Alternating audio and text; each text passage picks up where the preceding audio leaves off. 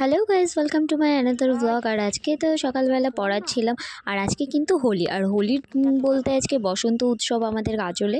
তো এদিকে আমি ফটাফট টিউশন পড়াচ্ছিলাম, আর টিউশন পড়াতেই কিন্তু একটুখানি ভিডিও করলাম, এবং তারপরে আমি শুরু করে দিয়েছিলাম আমার চুলের জন্য গাজরা কাটতে। অ্যাকচুয়ালি অন্তরাদির বার্থডেতে যে পলাশ ফুলগুলো নিয়ে এসলাম, সেগুলো দিয়ে কিন্তু আমি গাজরা বানাচ্ছিলাম চুলের জন্য।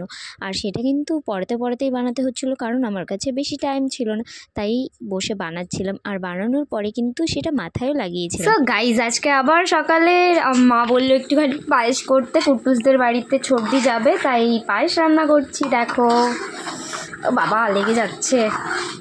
মাম্মি জলদি আও। দেখো পুরো গলে গেছে, এবার শুধু গুড়টা দিতে হবে এর মধ্যে। সো গাইজ, আমি ফুল কমপ্লিট রেডি। আর আমাকে বলো কেমন লাগছে, সবাই কমেন্ট করে অবশ্যই জানি। আর চলো এবার বেরানো যাক, কারণ আমার অলরেডি অনেক লেট হয়ে গেছে।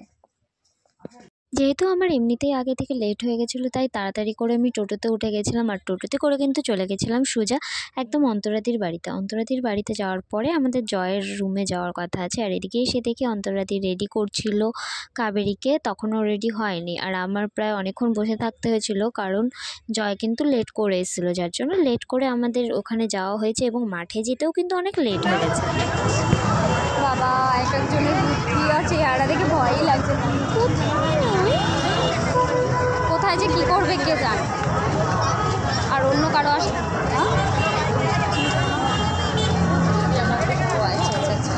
ভিডিও ব্লগ ছাড়া কি উপায় না।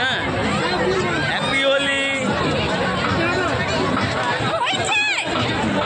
একেবারে পুরো ভিডিও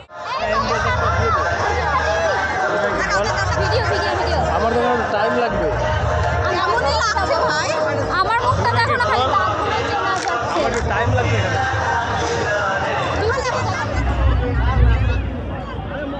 সরস্বতী দেবী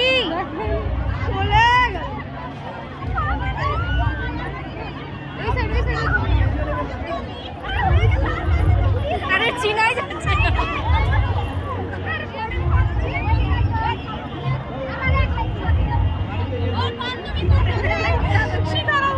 ওই শিখা, আমার বোনও চলে গেছে।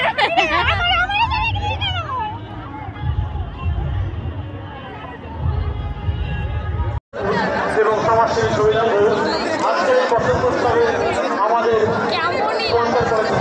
স্পন্সর করেছেন, এবং প্রধান স্পন্সর তো আছেন অফিসিয়াল ডেভেলপমেন্ট পার্টনার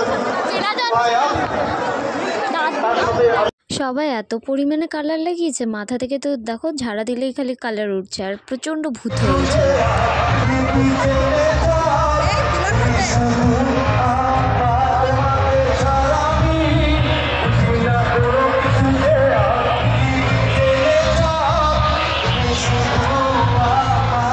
সারাদিন এত পরিমাণে ক্লান্ত হয়ে গেছি যে যাওয়ার সময় কিন্তু হাতে করে জুতো নিয়ে যেতে হচ্ছিল।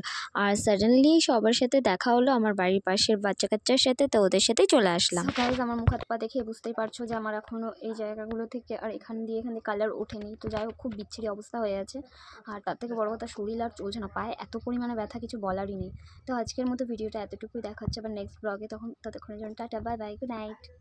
বাড়ি আসার পরে একটুখানি শুয়েছিলাম, তারপরে উঠে দেখি যে ঠাকুরের ফেসগুলো এবং হাতগুলো বানানো শুরু করে দিয়েছে। তো বাইরে এসে ফটাফট সেই ভিডিওগুলো একটুখানি করে নিলাম, আর তারপরে আবার রুমে চলে গেলাম।